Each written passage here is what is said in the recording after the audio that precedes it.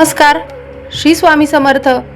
अधिक मासातील कमला एकादशी म्हणजेच पद्मिनी एकादशी हा अतिशय महत्त्वाचा आणि पुण्यदायी दिवस मानला जातो आणि या वर्षीची अधिक मासातील ही एकादशी 27 मे बुधवार या दिवशी आलेली आहे. अधिक मासामध्ये केलेले जप, दान, दीपदान, सेवा आणि भगवान श्री विष्णूंची भक्ती अनेक पटींनी फळ देते आणि म्हणूनच अधिक महिन्यातील कमला एकादशीला 11 किंवा 21 दिव्यांचं दीपदान करणं अत्यंत शुभ आणि फलदायी मानलं जातं.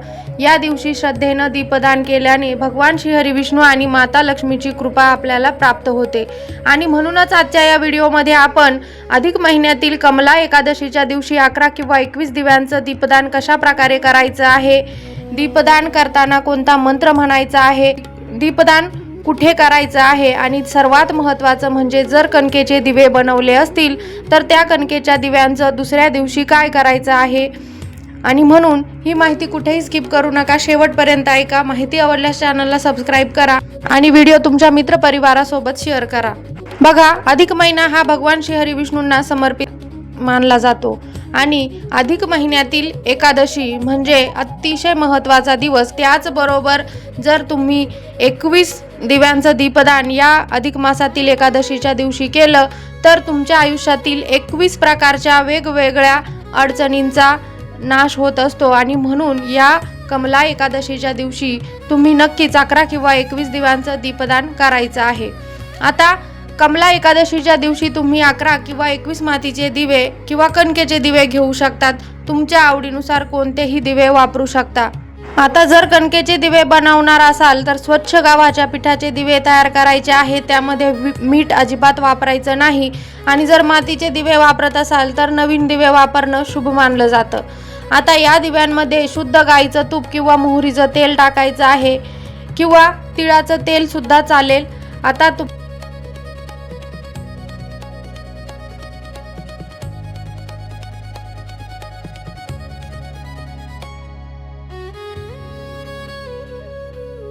तुपाच्या दिव्यासाठी फुलवात वापरायचे आहे आणि तेलाच्या दिव्यासाठी 2 वाती एकत्र करून लावायचे आहे. आता दीपदानासाठी संध्याकाळची वेळ म्हणजेच प्रदोष काळ अत्यंत शुभ मानला जातो. साधारणतः लक्ष्मी येण्याच्या वेळेस आपल्याला हे दीपदान करायचं आहे आणि म्हणून संध्याकाळी स्वच्छ हातपाय धुवून किंवा शक्य झालं तर स्नान करून आपल्याला स्वच्छ कपडे परिधान करायचे आहे. आता त्यानंतर आपल्या घरातील देवघरासमोर किंवा जर तुमच्याकडं मोठं तुळशी वृंदावन असेल तर त्या तुळशी वृंदावनाजवळ एक स्वच्छ पाट ठेवायचा आहे आणि त्या पाटा शेजारी सुंदर रांगोळी काढू शकता तुम्ही. आता त्या पाटावर आपल्याला फुलं किंवा झाडांची पानं किंवा केळीचं पान ठेवायचं आहे आणि मग यानंतर आपल्याला त्या पाटावर 11 किंवा 21 दिवे ठेवायचे आहे. दिवे ठेवत असताना आपल्याला आसन म्हणून त्या पाटांवर फुलं किंवा पानं ठेवायची आहे. आता त्यानंतर 11 किंवा 21 दिवे ठेवायचे आहे. आता हे दिवे तुम्ही गोलाकार ठेवू शकतात, ओम किंवा स्वस्तिक आकारात सुद्धा मांडू शकतात. अगदीच तुमच्या आवडीनं तुम्ही कोणत्याही आकारामध्ये हे दिवे त्या पाटावर ठेवायचे आहे. आता दिवा ठेवताना प्रत्येक दिव्याला हळद, कुंकू आणि अक्षता अर्पण करायची आहे आणि त्यानंतर भगवान श्री हरी विष्णू आणि माता लक्ष्मीला फुलं अर्पण करून नमस्कार करायचा आहे. आता दीपदान करण्याआधी छोटासा संकल्प आपल्याला करायचा आहे.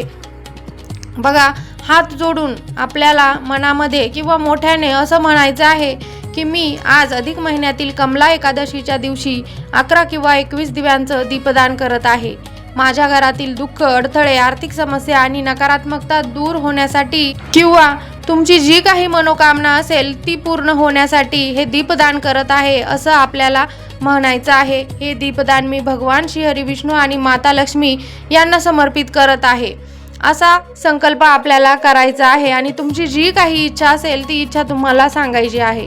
आता यानंतर श्रद्धेने आणि शांत मनाने आपल्याला सर्व दिवे प्रज्वलित करायचे आहे.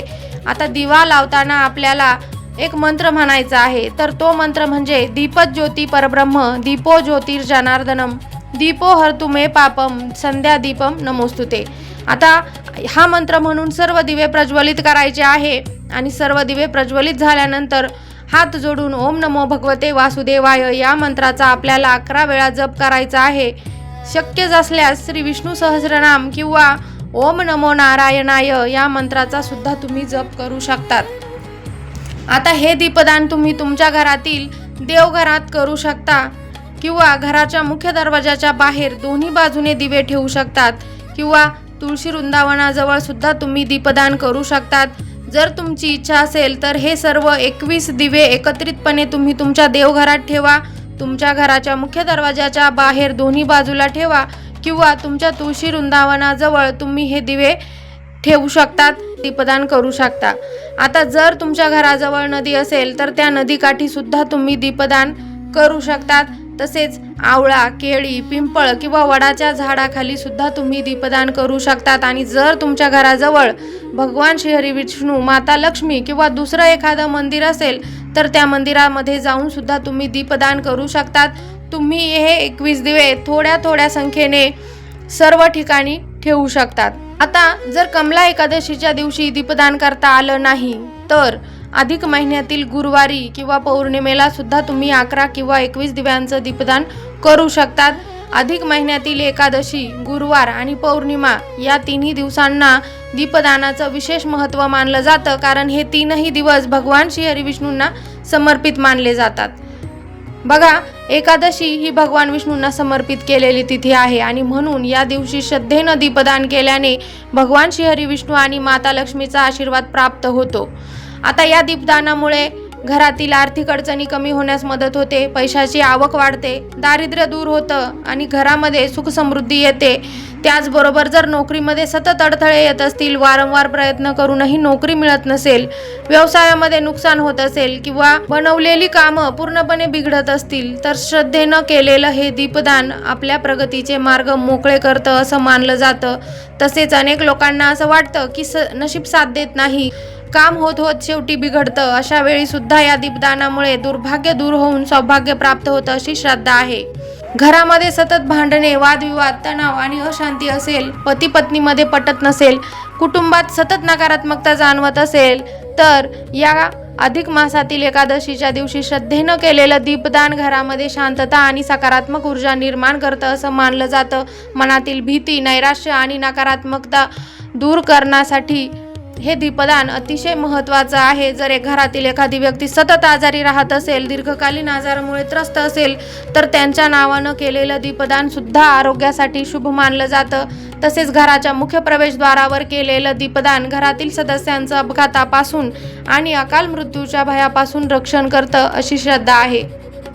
आता काही लोकांना राहू, केतू, शनीचे अशुभ प्रभाव किंवा पितृदोषामुळे अनेक अडचणी येत असतात, घरात सतत संकटे, अडथळे आणि दुःख येत असेल तर अधिक महिन्यातील कमला एकादशीला केलेलं दीपदान हे दोष शांत करण्यास मदत करते असं मानलं जातं।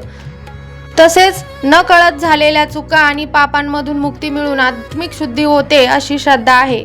आता जर तुम्ही कणकेचे दिवे बनवले असतील तर दुसऱ्या दिवशी दिवे शांत झाल्यावर ते गाईला खाऊ घालायचे आहे किंवा वाहत्या पाण्यात विसर्जित करायचे आहे।